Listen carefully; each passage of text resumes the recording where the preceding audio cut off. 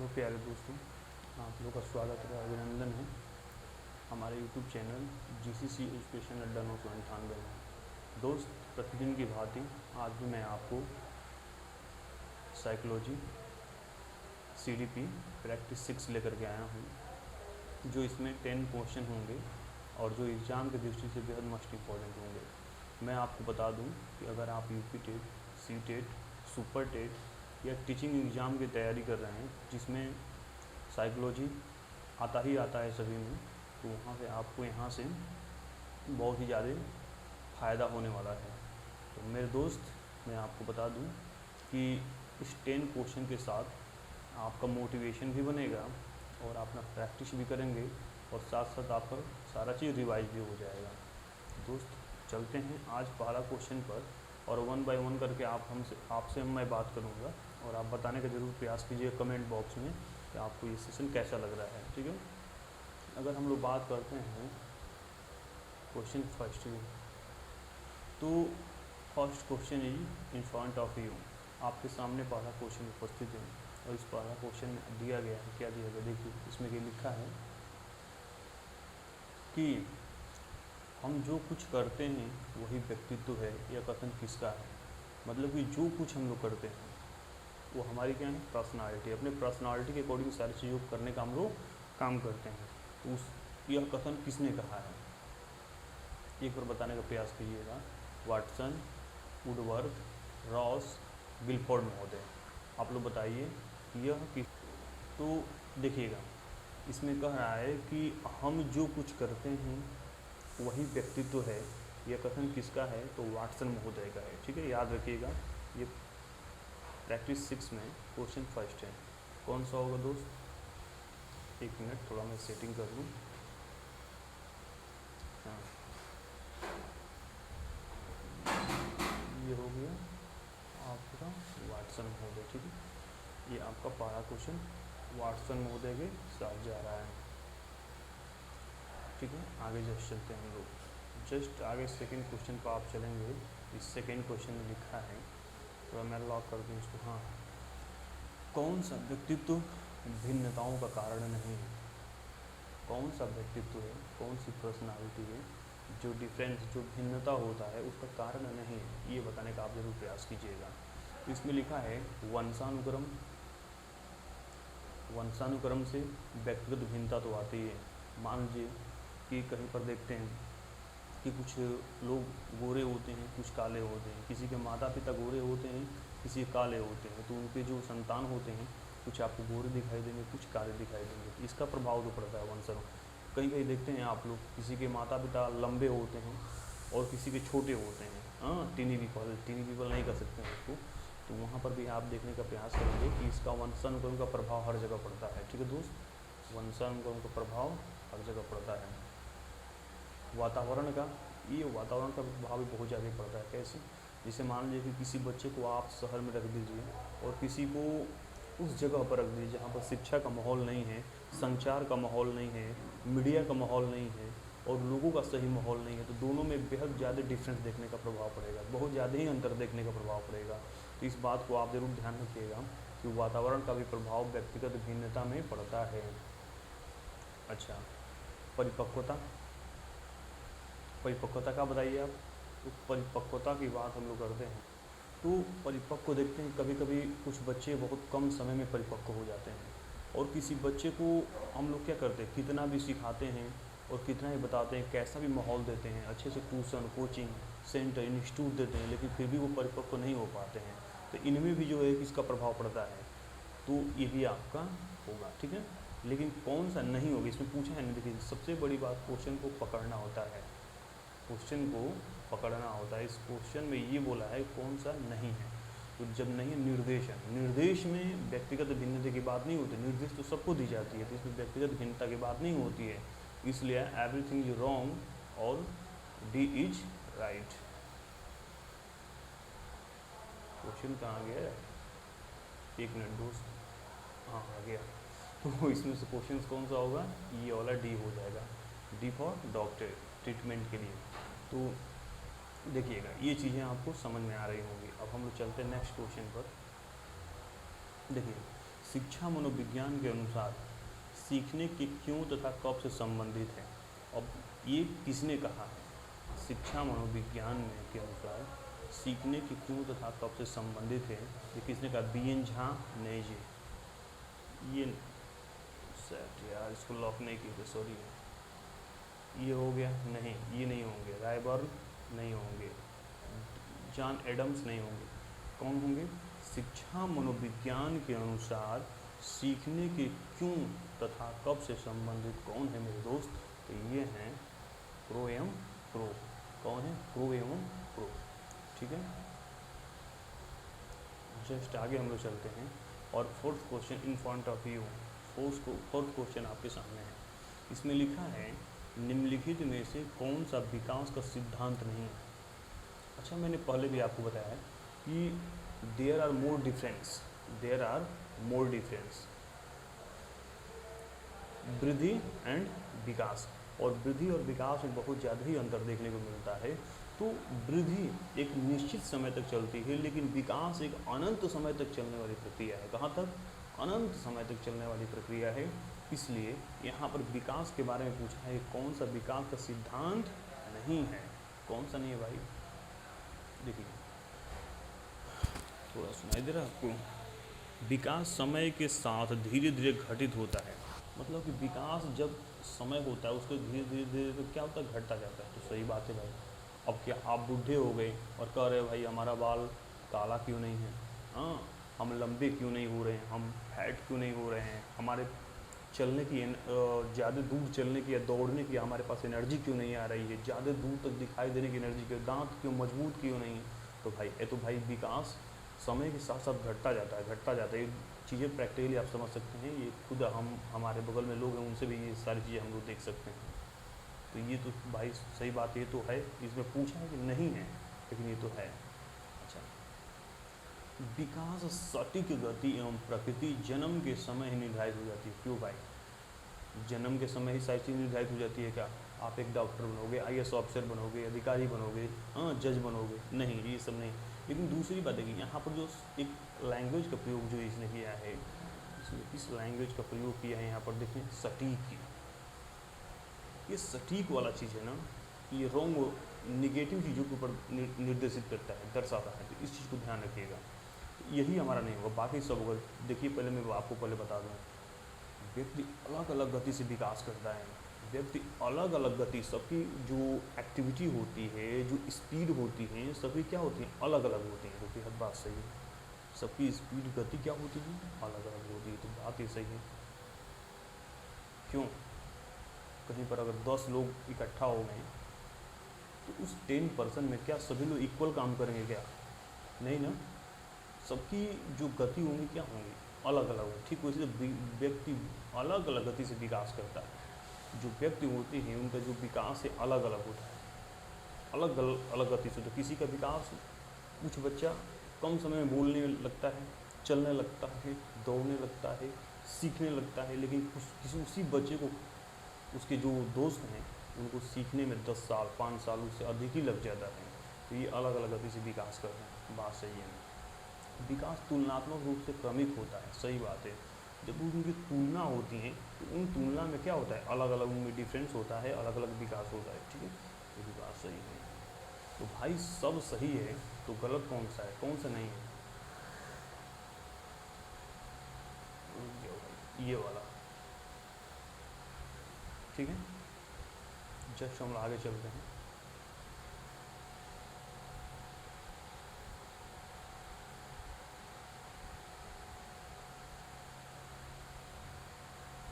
देखिए, सबसे important, this question is very important in psychology, in CDP. ये question CDP में बहुत महत्वपूर्ण है, बहुत ही इम्पोर्टेंट है। कैसे? देखो, शैशव काल। अच्छा, जो शैशव काल होता है भाई, जो शैशव काल होता है, ये शैशवावस्था होता है, जन्म से 5 या 6 वर्ष तक माना जाता है। सभी साइकोलॉजिस्ट जो हैं उनके अकॉर्डिंग अलग अलग चीज़ें हैं, अलग अलग चीज़ें बताई गई हैं, लेकिन टर्मन के अकॉर्डिंग ज़्यादा माना जाता है कोई बात नहीं है, आप अलग चीज़ों के मतलब कि हर लाख के महोदय के अनुसार भी देख सकते हैं। तो ज़्यादा यहाँ पर जो शैशवा काल होता है ना दोस्त, ये जन्म से शैशवा काल जन्म से 5 वर्ष या 6 वर्ष तक माना जाता है, ठीक है। अच्छा ठीक। बाल्यकाल, बाल्यावस्था जो होता है 6 से 12 वर्ष तक होता है। बाल्यावस्था 6 से 12 वर्ष तक होता है। देखो ये वाला किशोरावस्था कहाँ से माना जाता है? किशोरावस्था 12 से 18 वर्ष तक माना जाता है। थोड़ा सा 12 से 18 वर्ष तक माना जाता है। प्रौढ़ावस्था 18 के बाद, यानी कि 18 के एबव जितना होता है वहाँ तक 18 अवस्था प्रौढ़ावस्था को माना जाता है, ठीक है, 18 से ऊपर तक। तो देखिए पहले का चौथा, तो पहले का ए का चौथा यहाँ देखो यहाँ मिल रहा है। दूसरे का पहला यहाँ मिल रहा है। तीसरे सी का कौन सा मिल रहा है? दूसरा यहाँ मिल रहा है, यहाँ पर मिल रहा है, ठीक है। डी का तीसरा यहाँ पर मिल रहा है, यानी कि आप देख सकते हैं कि सी इज राइट आंसर, यानी कि यहाँ पर सी करेक्ट मिल रहा है, ठीक है। चलिए आगे बढ़ते हैं। बाल अवस्था की प्रमुख विशेषता नहीं है। अब देखो बहुत इंपॉर्टेंट क्वेश्चन, बाल अवस्था की प्रमुख विशेषता नहीं है। कौन सा नहीं है थोड़ा बताने का, कौन सा नहीं दोस्त? संचय की प्रवृत्ति, ये तो विशेषता है। संचय की प्रवृत्ति, ये तो विशेषता है। अनुकरण की प्रवृत्ति, इसमें बच्चा दूसरों को देख कर सीखने लगता है, अनुकरण करता है, ठीक ना, अनुकरण करके सीखने लगता है, तो इसकी प्रवृत्ति भी है। तो जब ये दो हो गया तो ये कट गया डी, और कट गया डी तो कौन सा नहीं है? अंतर्मुखी। अच्छा जरा सीख लेते हैं, पढ़ लेते हैं अंतर्मुखी, बहिर्मुखी और उभयमुखी क्या होते हैं, इन सभी के बारे में बात कर लेते हैं। थोड़ा आप बने रहिएगा लास्ट तक, और देखिए मैं आगे सब चीज़ बताऊंगा, और यहाँ पर देखने का प्रयास करिएगा।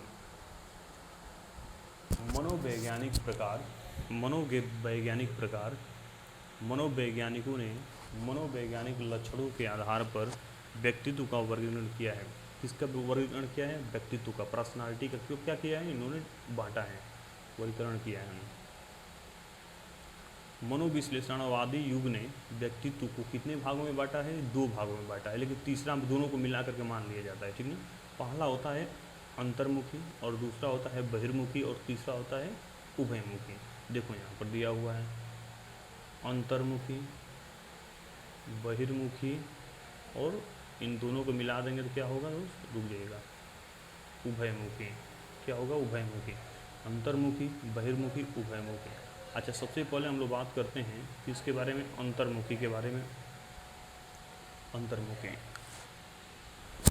इसको निकाल लेते हैं। अंतर्मुखी के बारे में, अंतर्मुखी व्यक्तित्व मतलब कि अंतर्मुखी जो पर्सनालिटी इनकी होती है कैसी होती है, थोड़ा बताने का प्रयास करें। देखिएगा, ऐसे व्यक्तित्व का व्यक्ति चिंतनशील होता है। कैसे होता है? ज़्यादा चिंता करता है, या ज़्यादा सोचता है, किसी चीज़ के बारे में थिंकिंग बहुत ज़्यादा करता है, तो चिंतनशील होता है। तथा अपनी ही ओर केंद्रित रहता है, अपने ही बारे में सोचता है वो, और अपने और सारी चीज़ों का, अपने अंदर कमियां, अपने अंदर बुराइयां, अच्छाइयां, सभी चीज़ को देखता है। आज तो ऐसा समय चल रहा है कि धर्म का नाम तो सब लोग ले रहे हैं, धर्म का रास्ता सब लोग दिखा रहे हैं, लेकिन धर्म के नाम पर चलने वाला कोई नहीं है, कोई नहीं चल रहा है। तो अपने बारे में कम, दूसरों के बारे में ज़्यादा ध्यान दे रहे हैं, लेकिन ऐसा नहीं होता है। ये जो अंतर्मुखी व्यक्ति होता है अपने ही बारे में सोचता है और अपने बारे में जानने का प्रयास करता है। अच्छा, इस व्यक्तित्व के लक्षण, इनके जो लक्षण होते हैं, स्वभाव, इनके जो लक्षण, स्वभाव, आदतें, अभिवृत्तियाँ आदि बाहरी रूप से प्रकट नहीं होती। ये बाहरी रूपों से क्या करता है? कंपेयर नहीं करता है और उनसे तुलना नहीं करता है, इसलिए इसको अंतर्मुखी कहा जाता है। इसलिए इसको क्या कहा जाता है? अंतर्मुखी, क्योंकि स्वयं अपने ही अंदर की चीज़ों को बारे में जानने का प्रयास करता है, अपने बारे में जानने का प्रयास करता है, और वह व्यक्ति जो स्वयं अपने बारे में जानने का प्रयास करता है उसको अंतर्मुखी व्यक्तित्व कहते हैं, ठीक है। इसका विकास बाह्य रूप में न होकर आंतरिक रूप में होता है, और इसका विकास बाहरी रूप से न होकर के अपने ही अंदर, यानी कि अंदर अंदर अपना ही विकास करता है। ये अंतर्मुखी व्यक्तित्व की निम्नलिखित विशेषताएं हैं। अच्छा, इसके आगे जस्ट हम लोग पढ़ते हैं, देखिएगा।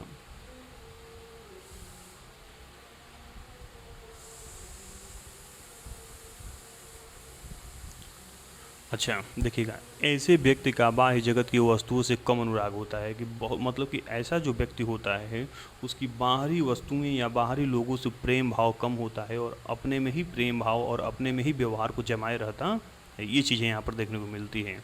ये वे एकांकी होते हैं, मतलब अकेले में रहना पसंद करते हैं, ठीक है।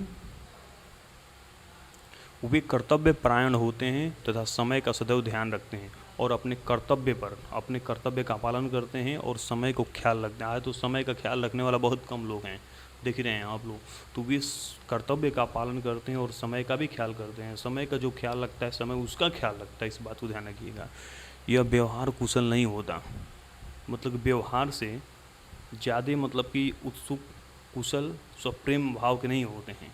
देखिएगा, हंसी मजाक एवं व्यर्थ के छलों आदि में नहीं फंसता। अगर आप चाहते कि इनको हंसाएं, मजाक करें इनसे, या व्यर्थ की कुछ चीज़ें हैं इनको छल लें या मतलब कि इनको ठग दें इस तरह से, तो उनमें ये विश्वास नहीं रखता, उनसे बहुत दूर रहता है ये, ठीक है। ये स्वयं के लिए चिंतनशील होता है, मतलब कि अपनी गलतियों, अपनी सच्चाइयों, अपनी जानकारियों, अपनी पढ़ाइयों के पीछे क्या करता है, भागता है। तो शांत मुद्रा में रहते हैं और शांत स्वभाव के होते हैं, ठीक ना। नहीं कहते हैं कि जहाँ पर दो कौड़ी के लोग अपने शक्ति का गुणगान करते हैं, वहाँ पर क्या करना चाहिए, समझदार लोगों को मौन ही रहना चाहिए। लेकिन ये व्यक्ति ऐसा होता है जो मतलब कि शांत मुद्रा में ही रहता है। अच्छे लेखक होते हैं परंतु अच्छे वक्ता नहीं। ये लेखक तो अच्छे होते हैं लेकिन वक्ता, बोलने वाले मतलब कि बाँचने वाले नहीं होते हैं, क्योंकि चिंतन का धरातल प्रबल होता है, क्योंकि ज़्यादा सोचते विचारते हैं, इसलिए ज़्यादा वक्ता नहीं कर पाते हैं, ठीक ना। तो इस बात को ध्यान रखिएगा। ये प्रायः प्रतिक्रियावादी होते हैं। ये प्रायः क्या होते हैं, प्रतिक्रियावादी होते हैं, यथार्थ को अपने स्वभाव के अनुरूप ढालने का प्रयास करते हैं। मतलब कि जो प्रतिक्रिया होती है, एक्टिविटी होती है, उसको क्या करता है, उसके रास्ते पर चलता है और उसका जो स्वभाव है, उसके स्वभाव के साथ वो क्या करता है, अपने आप को ढालने लगता है। ये चीज़ें यहाँ पर देखने को मिलती हैं, ठीक है दोस्त। अच्छा, आइए जस्ट इसके आगे बात करते हैं, यहाँ पर थोड़ा देखने का प्रयास करिएगा। अब तो देखिए अंतर्मुखी समझ गए, अब हम लोग समझते हैं बहिर्मुखी के बारे में। अच्छा, बहिर्मुखी व्यक्ति ऐसे व्यक्ति की रुचि बाह्य जगत से होती है। ये व्यक्ति ऐसे होते हैं जो अपने में अपनी जानकारियों को, अपनी इच्छाओं को, अपने कमियों को ध्यान नहीं देते, दूसरे के बारे में ज़्यादा सोचने का प्रयास करते हैं। अब तो समझ ही गए होंगे बहिर्मुखी कौन लोग होते हैं, ठीक ना। ऐसे व्यक्ति वाले को रुचि बाह्य जगत से होती है, बाहरी चीज़ों से होती है, ठीक ना। वे अपने विचारों और भावनाओं को स्पष्ट रूप से व्यक्त करते हैं। वो अपने विचारों को और भावनाओं को स्पष्ट रूप से क्या कर पाते हैं, व्यक्त करते हुए संसार के भौतिक और सामाजिक लक्ष्यों में विशेष रुचि रखते हैं। और संसार की जो भौतिक चीज़ें हैं, जो वस्तुएं हैं, उन चीज़ों में जो गुण हैं, उन चीज़ों में, और जो लक्ष्य हैं कार्य करने का, उन चीज़ों में ज़्यादा विश्वास रखते हैं, ठीक है। इनकी विशेषताएं हैं, इनमें कार्य कुशलता की मात्रा अंतर्मुखी से अधिक होती है। ये जो बहिर्मुखी के लोग होते हैं, इनमें कार्य कुशलता की मात्रा यानी कार्य करने की जो क्षमता होती है, ये अंतर्मुखी वाले व्यक्ति से क्या होती है, ज़्यादा ही होती है। अब भाई बहिर्मुखी यानी बाहरी चीज़ों के बारे में भी देख रहा है, अपने तो देख रहे, दूसरे के बारे में भी देख रहा है, तो कहीं ना कहीं तो पॉजिटिव की तरफ जा रहा है। अच्छा, ये सबको प्रसन्न करने वाले होते हैं तथा प्रशंसकों से घिरे रहने की कामना करते हैं, और ये सबको क्या करते हैं, खुश रखते हैं और अपने भी खुश रखते हैं। ये विचार प्रधानता व्यवहार कुशल होते हैं, और विचार से क्या होते हैं, प्रधान होते हैं, मतलब कि विचार इनके अंदर ज़्यादा आते हैं और अपने सारी चीज़ों में क्या करते हैं, जो सोचने की एक्टिविटी होती है उनमें क्या होते हैं, मतलब इनके अंदर स्किल ज़्यादा होती है, तथा निर्णय के भाव को अनुरूप ही लेते हैं, और अपने अनुरूप जो उनके कार्य करने की जो क्षमता है, जो एक्टिविटी है, जो समझाने की तरीका है, उसके अनुरूप ही क्या करते हैं ये लोग निर्णय लेते हैं। अच्छा, यहाँ देखिएगा, ये बहिर्मुखी के जो लोग हैं, ये बहिर्मुखी के लोग ये वातावरण के साथ आसानी से अनुकूलन कर लेते हैं, वातावरण के साथ आसानी से अनुकूलन कर लेते हैं, मतलब कि मिल जाते हैं, जैसे वातावरण है उसके साथ उस तरह से क्या होते हैं, ये मिलने का काम करते हैं, मिल जाते हैं, ठीक है। चलिए, ये वातावरण के साथ आसानी से क्या होते हैं, मिलने का काम करते, मिल जाते हैं, ठीक है। ये चीज़ें आप लोग समझिएगा, ठीक है। जस्ट आगे बढ़ते हैं हम लोग। अब हम लोग पढ़ते हैं उभयमुखी की। अभी आप लोग पढ़े हैं अंतर्मुखी, बहिर्मुखी, अब हम लोग पढ़ेंगे उभयमुखी। अच्छा, उभयमुखी व्यक्तित्व कुछ ऐसे भी व्यक्ति होते हैं जो दोनों का मिश्रण होते हैं, जो उनके अंदर दोनों चीज़ें देखने को मिलती हैं, ठीक ना, उनके अंदर दोनों चीज़ें देखने को मिलती हैं,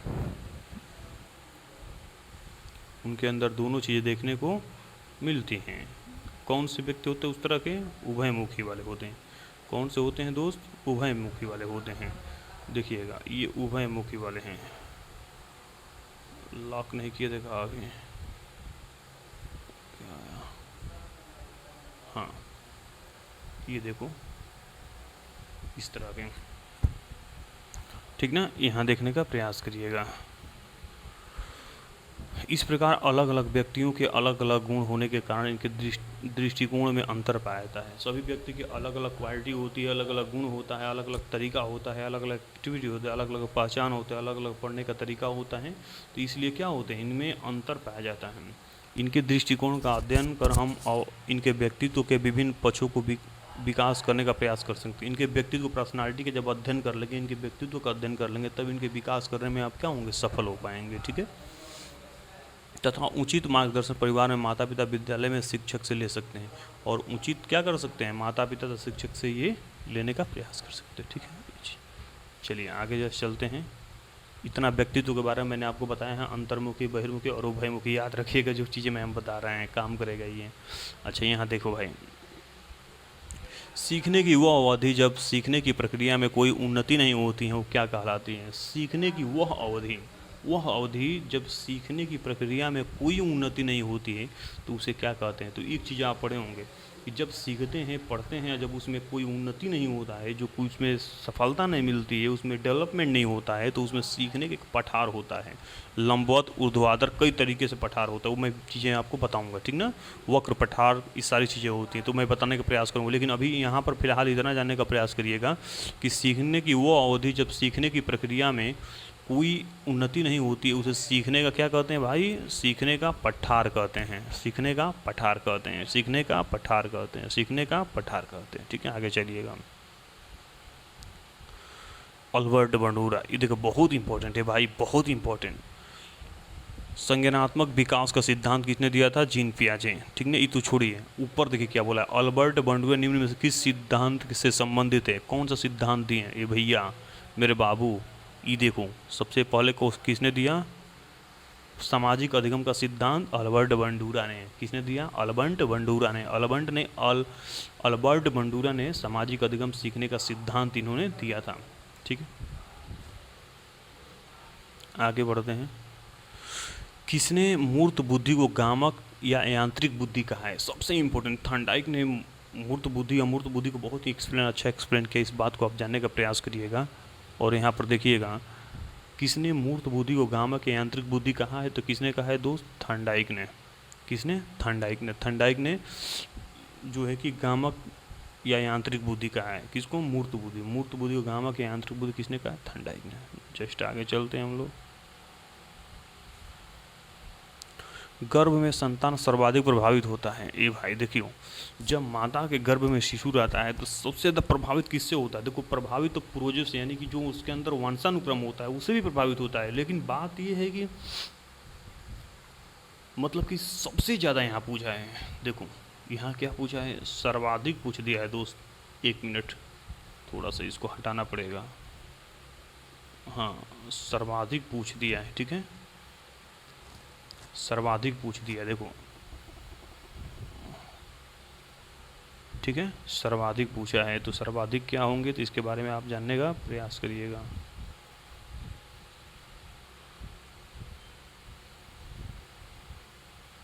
सर्वाधिक, तो गर्भ में संतान सर्वाधिक प्रभावित किससे होता है? पूर्वजों से, माँ के टीवी देखने से, आस पड़ोस से, माँ के पोषण से। तो सबसे पहले तो देखो, सबसे पहले जो माँ का न्यूट्रिएंट्स होता है, प्रोटीन होता है, भोजन होता है, ये सबसे ज़्यादा प्रभावित करता है। पहले तो यहाँ पर क्वेश्चन पढ़ने के बाद ऑप्शनों पर जाना चाहिए कि ऑप्शन पॉजिटिव की तरफ जा कहाँ रहा है। इस चीज़ को अगर ध्यान दिए आप तो समझ सही बताते हैं आपको, आप सफलता पक्का पाएंगे। तो इस बात को ध्यान रखिएगा मेरे भाई। और इसमें ऑप्शन कौन सा हो जाएगा दोस्त? देखो ऑप्शन कौन सा हो जाएगा? ऑप्शन हो जाएगा माँ के पोषण से, माँ के पोषण से। गर्भ में संतान सर्वाधिक प्रभावित किससे होता है? माँ के पोषण से। किससे होता है? माँ के पोषण से। किससे होता है? माँ के पोषण से। तो दोस्तों मैं आपको बता दूं कि आप इस चैनल पर अगर जुड़े हैं हमसे तो चैनल को लाइक, सब्सक्राइब और कमेंट बॉक्स में ज़रूर जो चीज़ें हैं कि आपको अच्छा लग रहा है या नहीं लग रहा है, कैसी लग रही है प्रैक्टिस से, थोड़ा बताने का ज़रूर कष्ट करें दोस्त। मैं आपसे आशा नहीं, उम्मीद नहीं, विश्वास करता हूँ कि ज़रूर आप इस बात पर खड़े उतरेंगे और इस चैनल को पब्लिसिटी बढ़ाने के लिए थोड़ा शेयर ज़रूर आप करेंगे। तो देखते हैं कितना आप हमारे लिए काम कर रहे हैं और मैं आपके लिए कितना काम कर रहा हूँ। और UP TET, super TET, CTET के लिए सबसे इम्पोर्टेंट क्वेश्चन यहाँ पर CDP में करा रहा हूँ, क्योंकि 2 घंटे 1.5 घंटे का यूट्यूब पर क्लास वीडियो पड़ी हुई हैं जिसको आप देखने में हिचकिचाते हैं और देख नहीं पाते हैं। इसीलिए मैंने छोटा छोटा वीडियो बना रखा है ताकि आप जब चाहें, जहाँ चाहें, चाय पीते वक्त, पानी पीते वक्त, खाना खाते वक्त चाहें तो इसको आप आसानी से क्या कर सकते हैं, 10 मिनट देख सकते हैं। और आपके प्रैक्टिस में ज़्यादा क्या होगा, ये इम्पोर्टेंट आपको, आपके प्रैक्टिस में आपको आगे बढ़ाने का बेहद बेहतरीन होगा। ठीक है दोस्त, थैंक यू वेरी मच। और लाइक, चैनल को सब्सक्राइब, शेयर, बेल आइकन को ज़रूर प्रेस करें। बहुत बहुत धन्यवाद आप सभी लोगों का, बहुत बहुत धन्यवाद दोस्त देखने के लिए और इसको आगे बढ़ाने के लिए। 1 मिनट।